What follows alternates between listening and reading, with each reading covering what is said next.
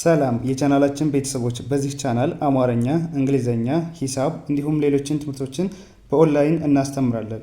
መማር የምትፈልጉ ቪዲዮ ላይ ባስቀመጥነው ስልክ በኢሞ፣ በቴሌግራም፣ በዋትስአፕ እንዲሁም በሌሎች የሶሻል ሚዲያ አማራጮች ይደውሉልን። የምትፈልጉትን ትምህርት በምትፈልጉት ሰዓት እናስተምራለን፣ እያስተማርን እንገኛለን። እሺ ሰላም እንዴት ናችሁ? ሰላማችሁ ይብዛ። እንግዲህ ዛሬ ደግሞ ክፍል 9ን እየላችሁ መጥቻለሁኝ። እንደሚታወቀው እንግዲህ ባለፈው ከዚህ ቀደም ያሉ ቪዲዮዎችን ሰርቼላችኋለሁ።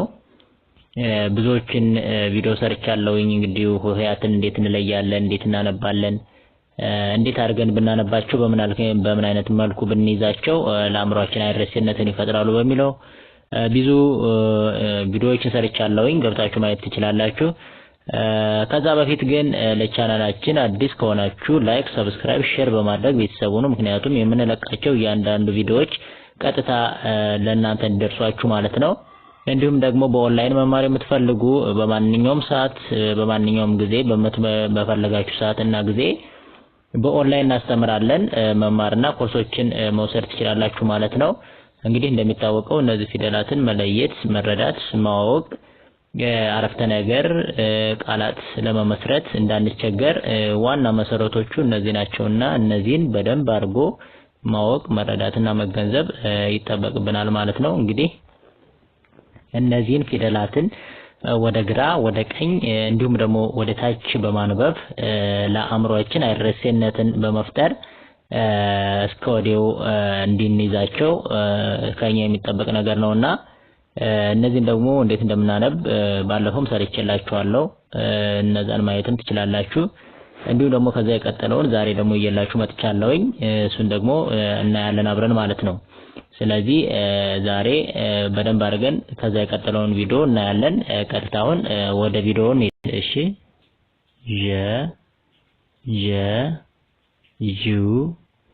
ዩ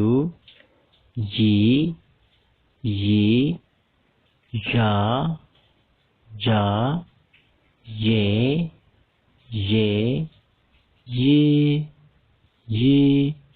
ዮ። እሺ በዚህ ደግሞ የምናገኛቸው እንግዲህ ያው እንደተነጋገርነው ምኖች ናቸው። እነዚህ በስምንተኛ ላይ የሚገኙ ጥምር ሆሄያት የሚባሉ ናቸው። እንደ ዋና ቃል ናቸው የሚያገለግሉት። እነዚህንም ማወቅና መረዳት ይጠበቅብናል ማለት ነው። እሺ እንግዲህ የጀ ጥምር ሆሄ የምንለው ማን ነው? ዣ ነው። እንግዲህ ዣ መልካም። እሺ አሁን ደግሞ ከመጨረሻ ቅድም ከመጀመሪያ ወደ መጨረሻ ወይም ደግሞ ከአንደኛው ወደ ሰባተኛው ነበር። አሁን ደግሞ ከመጨረሻ ወደ መጀመሪያ ወይም ደግሞ ከሰባተኛው ወደ አንደኛው ነው የምንመጣው። ይህም ደግሞ በደንብ እንድንረዳና ሆሄያቶችን በደንብ እንድንለይ ፊደሎችን በደንብ እንድንለይ ያግዘናል ማለት ነው። እሺ ዦ ይ ዬ ዣ ይ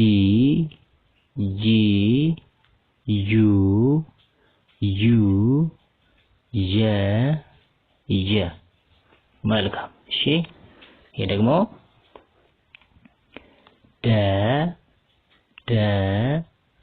ዱ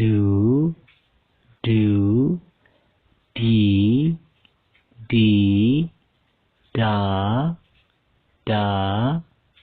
ዴ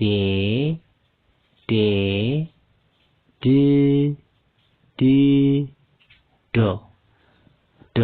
እሺ ይሄኛው ደግሞ ዷ ይባላል። እሺ ዷ። እሺ አሁን ደግሞ ከመጨረሻው ወደ መጀመሪያው እንምጣ። እሺ ዶ ድ ዴ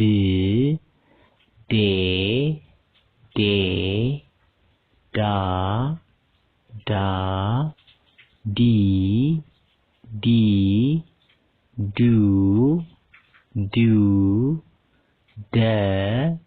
ደ። እሺ መልካም። እሺ ይሄ ደግሞ ጁ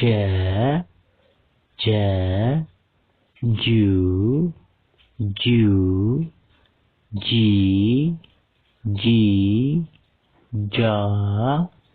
ጃ ጄ ጄ ጂ ጂ ጆ ጆ።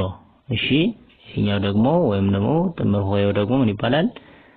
ጇ ጇ